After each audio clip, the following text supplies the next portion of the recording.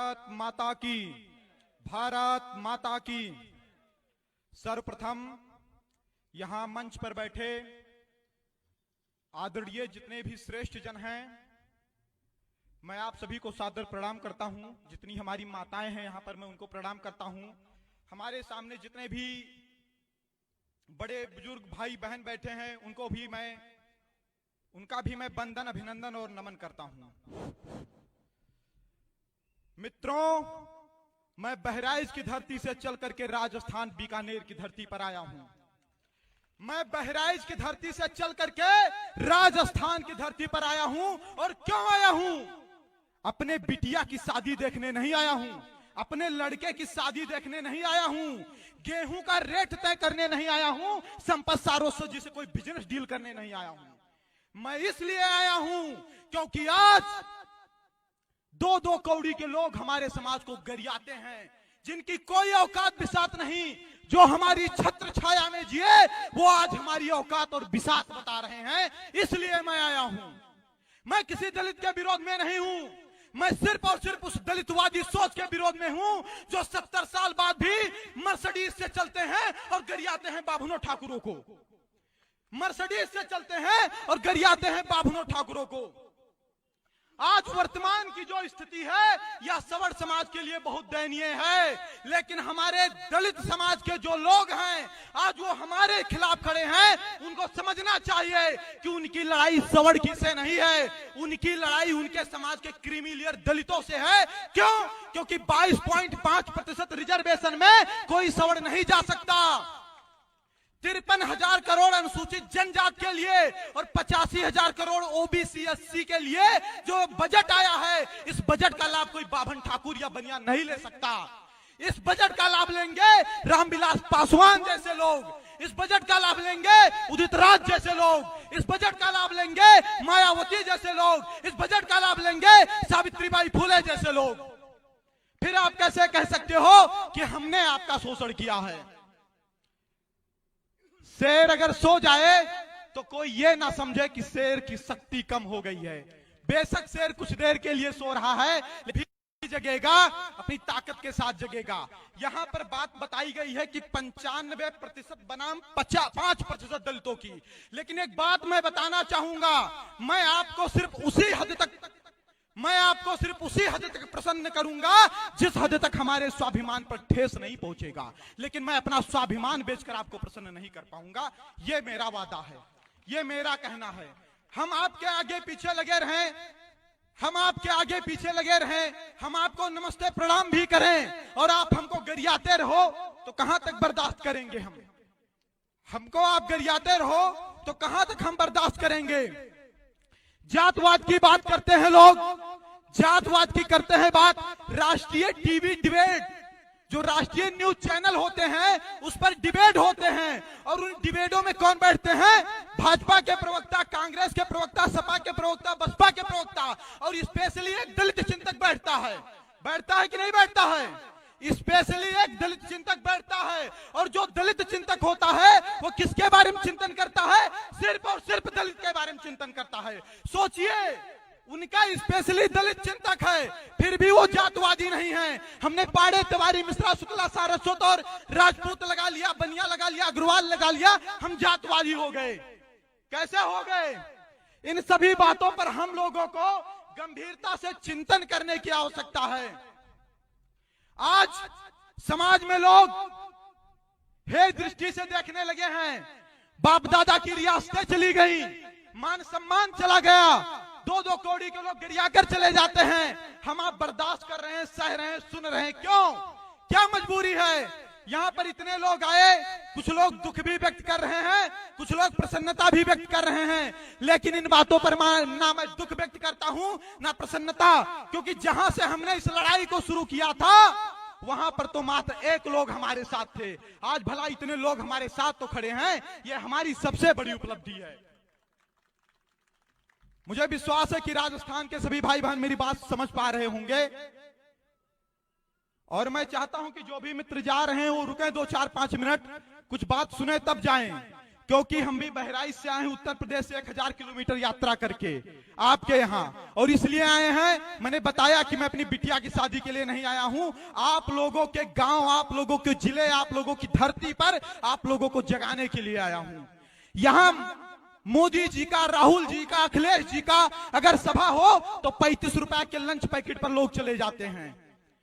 मोदी जी, राहुल जी, अखिलेश जी का अगर सभा हो तो 35 रुपए के लंच पैकेट पर लोग चले जाते हैं।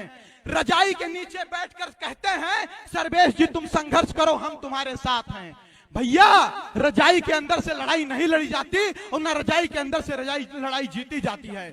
अगर सारी लड़ाइयां रजाई के अंदर से लड़ी और जीती जाती तो मंगल पांडे को ना गोली चलानी पड़ती और भगत सिंह को ना फांसी पर चढ़ना पड़ता।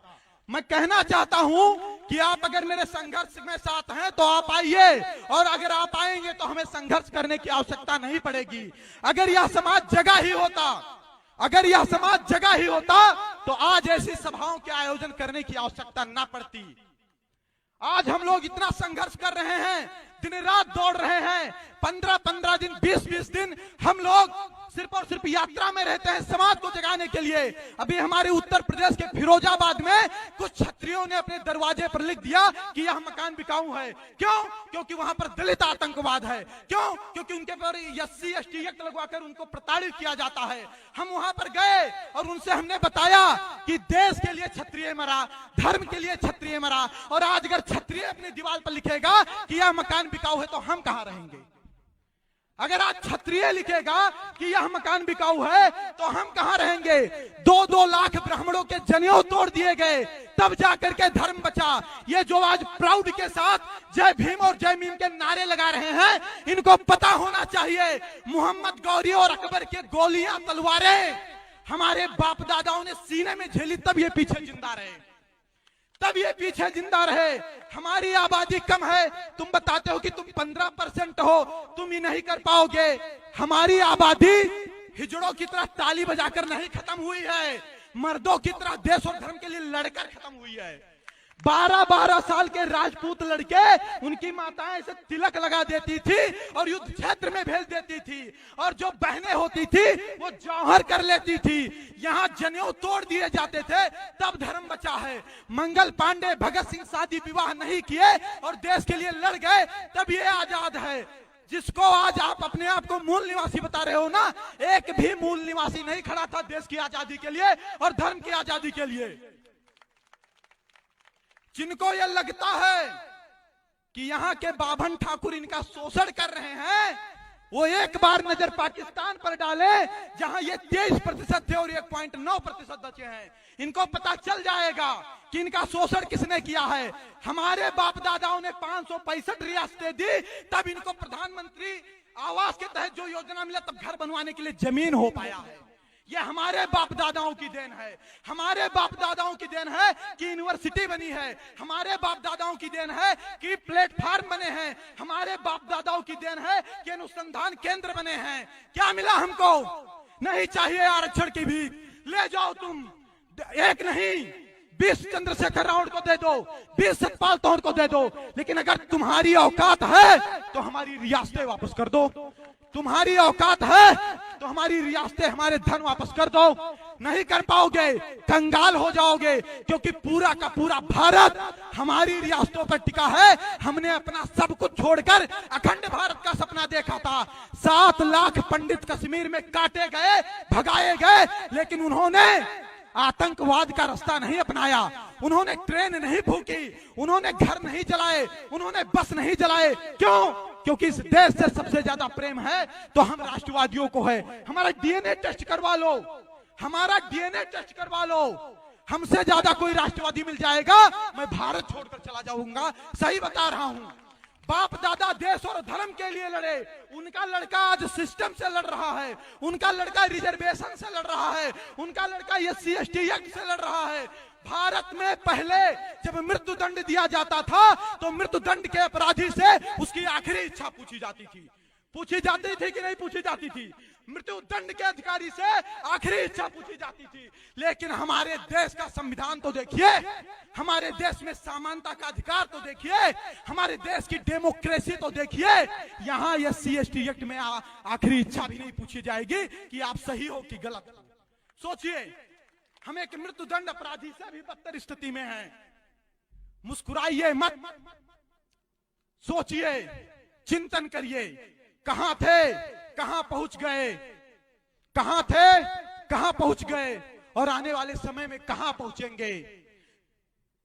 यह स्पष्ट कह रहा हूं कि आज अगर आप नहीं जग पाए, आज नहीं जग पाए, तो ना फिर कोई संपत सारस्वत पैदा होगा आपको जगाने के लिए, ना कोई सुखदेव सिंह गोगा मेड़ी पैदा होगा आपको जगाने के लिए, ना कोई दिनेश रनेजा होगा आपको पैदा जगाने के लिए, और ना ऐसी सभाएं होंगी।